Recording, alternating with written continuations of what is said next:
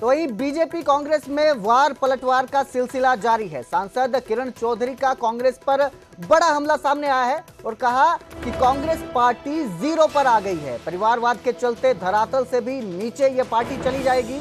10 महीनों में नेता प्रतिपक्ष नहीं चुन पाई है कांग्रेस पार्टी। हम चाहते हैं कि विपक्ष मजबूत हो, पर वो जीरो पर आ गई है। भतीजे अनूप चौधरी का भी इसमें पलटवार आया और उन्होंने कहा कि राहुल गांधी ने हरियाणा में संगठन बनाया है। उधर किरण चौधरी ने कांग्रेस को जीरो कहे जाने के बयान पर उन्होंने कहा कि चाची का गणित कमजोर है। लोग कहते थे कि हरियाणा में संगठन नहीं बनेगा, लेकिन राहुल ने बना के दिखा दिया है।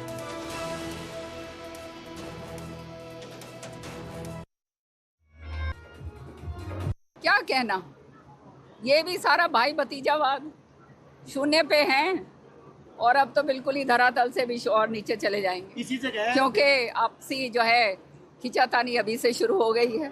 और क्या उस पार्टी के बारे में कहना जो 9-10 महीने हो गए हैं, अभी तक जो है अपना नेता प्रतिपक्ष नहीं बना पाई, अभी तक अपना प्रदेश अध्यक्ष नहीं बना पाई। तो ये जो है संगठन जो है ऐसे थोड़ा ना बनते हैं। संगठन बड़े मेहनत से बनते हैं और संगठन मेरिट के ऊपर जब बनते हैं तब आगे बात होती है। हम तो चाहते हैं कि एक मजबूत विपक्ष हो, लेकिन दुर्भाग्य की बात कि कांग्रेस जो है वो पूरी तरह से शून्य पे आ गई।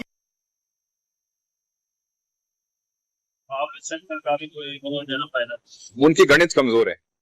ने कहा कि शून्य हो चुकी है, उनकी गणित कमजोर है। देखिए, राहुल जी, इस चीज के प्रति उनका एक संकल्प था कि लोग कहते थे कि हरियाणा में संगठन नहीं बन सकता। उन्होंने इस चीज का संकल्प लिया और संगठन बना दिया। पर्व पर कुरुक्षेत्र के मंदिरों का जायजा लिया हमारे संवाददाता अशोक यादव। दर्शकों की भीड़ होगी और लगातार यहाँ आज जन्माष्टमी का पर्व है। देश के मंदिरों में भगवान कान्हा के नाम की धूम मची हुई है और मैं मौजूद हूँ कुरुक्षेत्र का ऐतिहासिक मंदिर बिरला मंदिर।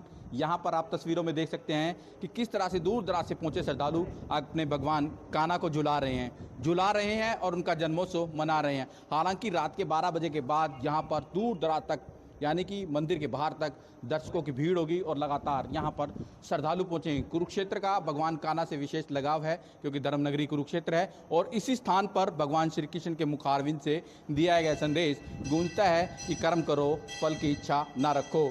मुखारविंद से दिया गया संदेश सदियों से गूंज रहा है और छोटे छोटे बच्चे, किस तरह से महिलाएं यहाँ पर भारी संख्या में पहुंची हैं, श्रद्धालु पहुंचे हैं, भगवान कान्हा को झुला रहे हैं और अपने कान्हा का जन्मोत्सव मना रहे हैं। रात के 12 बजे के बाद तुरंत यहाँ पर जो श्रद्धालु पहुंचेंगे, आरती होगी और भगवान कान्हा का जन्मोत्सव मनाया जाएगा। तो लगातार यहाँ पर श्रद्धालु पहुंच रहे हैं। मथुरा वृंदावन से अलग से जो भगवान कान्हा के लिए पोशाक मंगवाई गई है उससे आज साज सज्जा की गई है। हालांकि प्रतिदिन यहाँ पर साज सज्जा की जाती है, मगर जन्माष्टमी के दिन अलग से भगवान के लिए साज सज्जा के लिए पोशाक मंगवाई जाती है। छोटे छोटे बच्चे हैं, श्रद्धालु हैं, उनसे हमारी बातचीत रही, कोशिश करने के।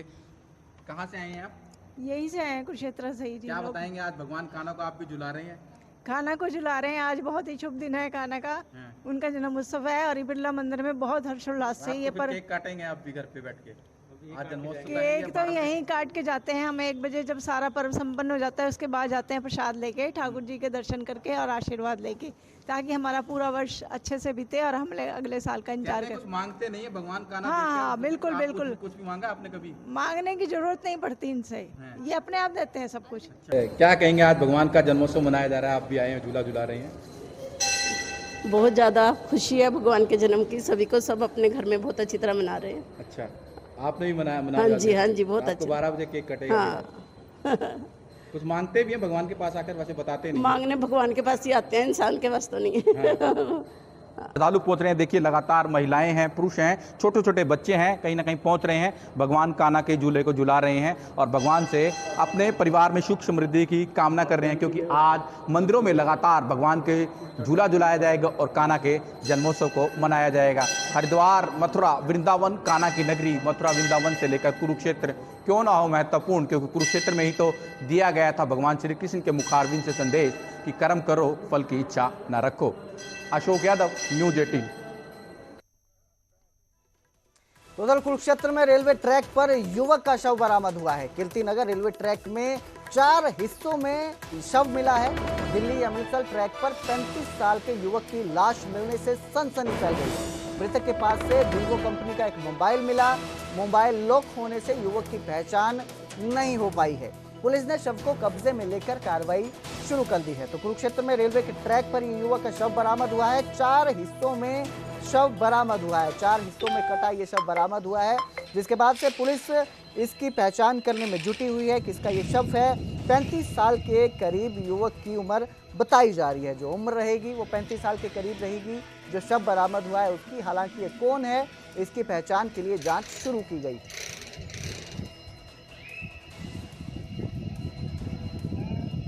से किलोमीटर नंबर 156 के 28-30 के दरमियान रेलवे स्टेशन कुरुक्षेत्र के पास एक डेड बॉडी है। मान लो ट्रेन से वो रन ओवर हुआ है। रेलवे दुर्घटना ही लग रही है देखने से तो। बाकी बॉडी की पहचान अभी नहीं हुई है। देखने में युवक है, हेल्दी है काफ़ी। वो 30-32 या 35 के आसपास उसकी एज लग रही है अभी। तो उसकी जामा तलाशी से एक फ़ोन वीवो मिला है, तो उसके आधार पे हम शिनाख्त के प्रयास कर रहे हैं। अभी फ़ोन से कोशिश की है बट फ़ोन अनलॉक नहीं हो पाया है। उसको लॉक खुलवा के प्रयास। हरियाणा प्राइम में फिलहाल इतना ही। बाकी की खबरों के लिए देखते रहिए न्यूज़ 18 पंजाब हरियाणा।